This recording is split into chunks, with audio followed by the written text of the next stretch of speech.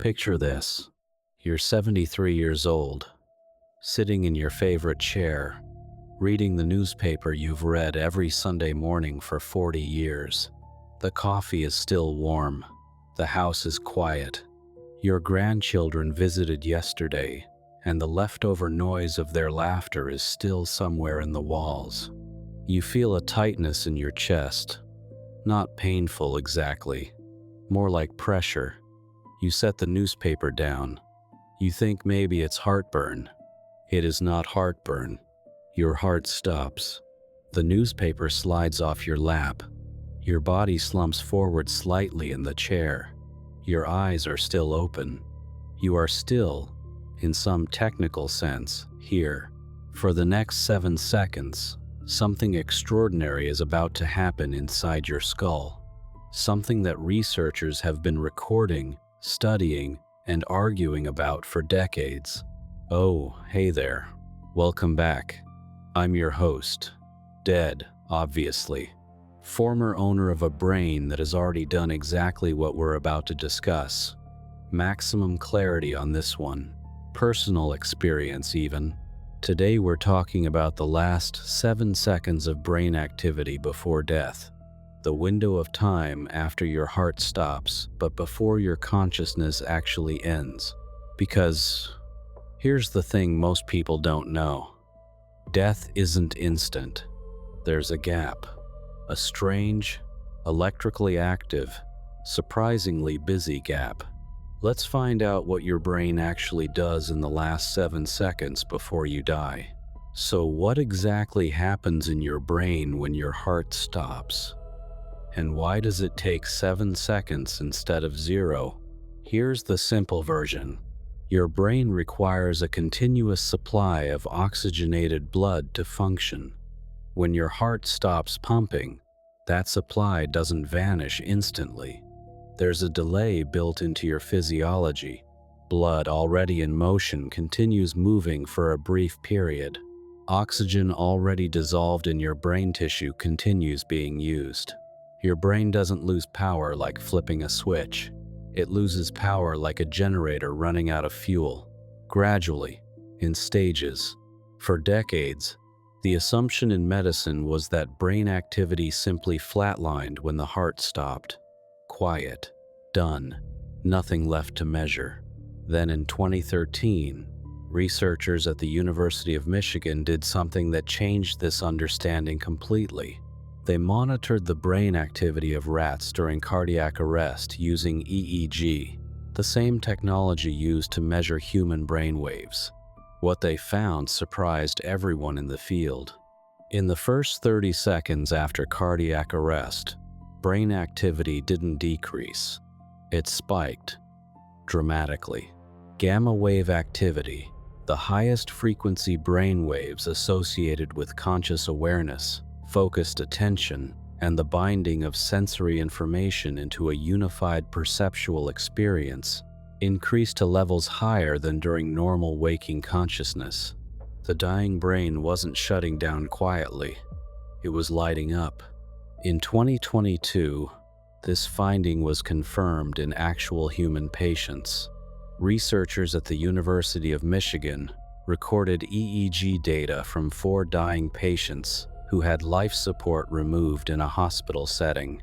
In 2 of those 4 patients, the same gamma wave surge appeared in the moments surrounding cardiac arrest, specifically in brain regions associated with conscious experience, including what's called the temporoparietal junction, the area involved in processing the boundary between self and the external world. This is the science behind what we're about to walk through. Not speculation, not mysticism. Measured, recorded, peer-reviewed electrical activity in dying human brains. All right, let's go second by second, because what happens in this window is more eventful than almost anything else your brain will ever do. Second 0, cardiac arrest. Your heart stops pumping. Blood flow to your brain begins its decline. You are still conscious in this moment, though something already feels wrong. A flutter, a pressure. The newspaper sliding away. Your brain has not yet noticed a catastrophic problem. The blood already in your cerebral vessels is still delivering oxygen. For a fraction of a second, everything continues as normal. Second one. The cascade begins. Blood pressure is dropping rapidly now. Your brain's automatic systems detect the falling pressure and respond, not with panic exactly, with a very specific, very ancient survival protocol. Norepinephrine and other neurotransmitters flood your brain. This is not random. This is your brainstem activating what researchers believe is a final, intense burst of neural communication, possibly an evolutionary remnant of extreme threat responses repurposed for the dying process. You feel the wrongness intensify. The room tilts slightly. You are aware that something significant is happening, though forming complete thoughts is already becoming difficult. Seconds 2 to 3. Gamma wave surge. This is where it gets remarkable. As oxygen delivery continues falling, instead of your brain's electrical activity decreasing, specific regions show a dramatic spike in gamma wave synchronization. The temporal-parietal junction, the angular gyrus, the posterior cortical hot zone, regions associated with vivid conscious experience, memory recall, and the sense of self, all show increased coordinated activity. In simpler terms, the parts of your brain responsible for generating your subjective experience of reality are working harder, not less, in this moment. This may explain why so many survivors of cardiac arrest describe extraordinarily vivid, hyper-real experiences during this window. Their brains weren't shutting down. They were, briefly, operating in an unusually intense and coordinated state. You may experience a profound sense of clarity. Some survivors describe this as the most vivid moment of their entire life. Colors more saturated, sounds more distinct, thoughts arriving with unusual sharpness, even as the physical world around you becomes harder to access. Seconds 3 to 4. Memory and self-awareness intensify. The temporoparietal junction we mentioned is specifically involved in distinguishing self from environment, and in certain conditions, its unusual activation is associated with out-of-body experiences and altered states of consciousness. This may be the neurological basis for one of the most commonly reported phenomena in near-death experiences: the sensation of viewing oneself from outside the body.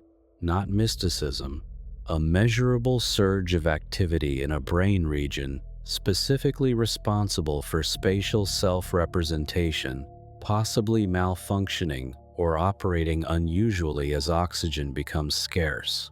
Memories may surface, vivid, specific, unbidden. This isn't your entire life flashing before your eyes in cinematic sequence, despite the popular phrase. It's closer to a rapid, intense activation of memory networks, possibly triggered by the same gamma wave surge, affecting consciousness and self-awareness simultaneously. You may feel as though time has changed its texture. Survivors consistently describe this moment as feeling much longer than its actual duration, seconds stretching into what feels like minutes or longer. Seconds 4 to 5. Sensory processing intensifies and distorts. Your visual cortex, your auditory processing centers, are receiving less and less oxygenated blood, but the gamma wave synchronization means the processing that does occur happens with unusual intensity and coordination. This may explain the consistently reported experience of bright light, not necessarily an external light, a surge of activity in your visual processing system, generating the subjective experience of brightness or light as the system loses its normal regulatory inputs. Sound may seem to fade, or conversely, become unusually clear and significant.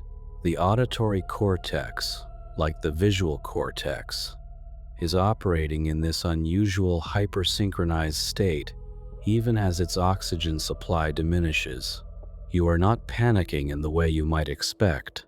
The amygdala, your brain's fear center, is also affected by the oxygen decline, and most survivor accounts from this stage describe an unexpected and overwhelming sense of calm, not the absence of awareness. The presence of profound peace, alongside everything else happening. Seconds 5 to 6. Coordination begins to fail. The gamma wave synchronization that characterized the previous several seconds begins to break down. Different brain regions, which were briefly operating in unusual coordination, start losing that connectivity as oxygen reserves are finally exhausted. This is the beginning of the actual end. Not violent, not sudden.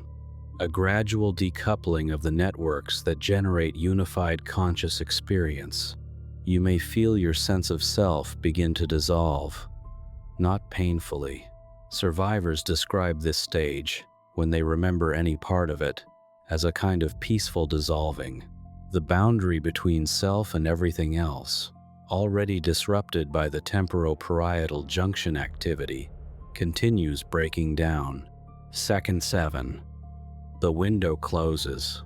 By this point, in most cases, oxygen reserves in the brain tissue are depleted to the point where sustained neural activity can no longer continue.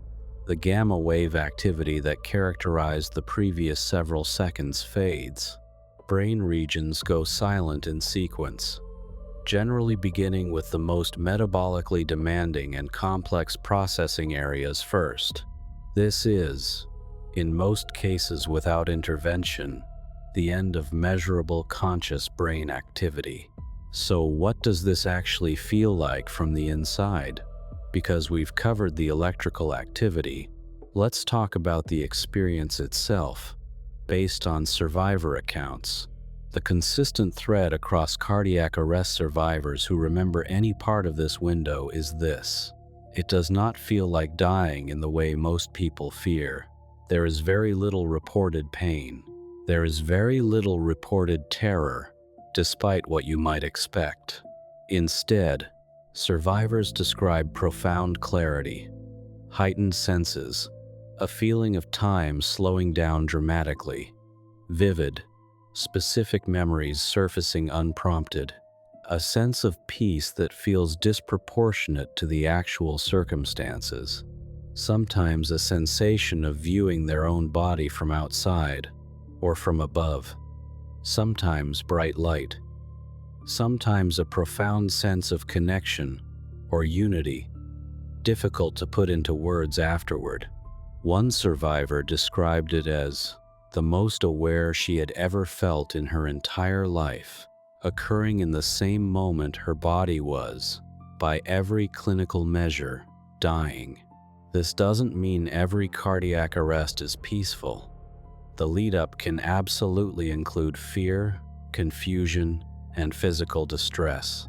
But the specific window we're discussing, the final seconds before consciousness actually ends, is consistently described as something far stranger and far calmer than popular imagination suggests. Here's where the numbers get serious. Approximately 350,000 people experience cardiac arrest outside of a hospital every year in the United States alone. The survival rate without immediate intervention remains under 10%. Of those who are successfully resuscitated, research suggests a significant percentage report some form of unusual conscious experience during the period when their heart had stopped and brain activity should have been minimal or absent. Studies estimate this occurs in roughly 10 to 20% of cardiac arrest survivors who can recall the experience, though underreporting is likely given how difficult these experiences are to put into words. The 2022 University of Michigan study found measurable gamma wave activity consistent with conscious processing in half of the dying patients studied, a small sample, but a significant and replicated finding that has reshaped how researchers think about the dying process. This matters because it changes a fundamental assumption many people hold: that death, when it comes, is simply darkness, simply nothing. The actual electrical activity in the dying human brain suggests something far more complex is happening in those final moments, regardless of what, if anything, is subjectively experienced. So there you have it, the last 7 seconds. Not silence, not nothing. A brief, intense, electrically synchronized final performance from the organ that spent your entire life generating everything you ever knew, felt, or experienced. Here's the thing, though. This isn't meant to be comforting in a simple way, and it isn't meant to be frightening either. It's meant to be honest. The data suggests that the dying brain, in its final moments, is doing something far more active and far more complex than simply shutting off. Whether that constitutes consciousness in any meaningful sense, whether there is genuinely someone home experiencing those gamma waves, remains one of the most difficult open questions in neuroscience. What we do know is this: the brain you are using right now to process this information will, someday, go through something remarkably similar. And based on everything researchers have measured so far, that ending may be far stranger and far less empty than you've been led to believe. Hit subscribe if you want more videos exploring exactly what happens inside the human body during its most extreme and least understood moments. I've got plenty of material. I'm dead. I have, somewhat ironically, all the time in the world now. And hey, next time your heart skips a beat in your chest, that's probably nothing. But if it isn't, at least now you know what's coming. Trust me on that one.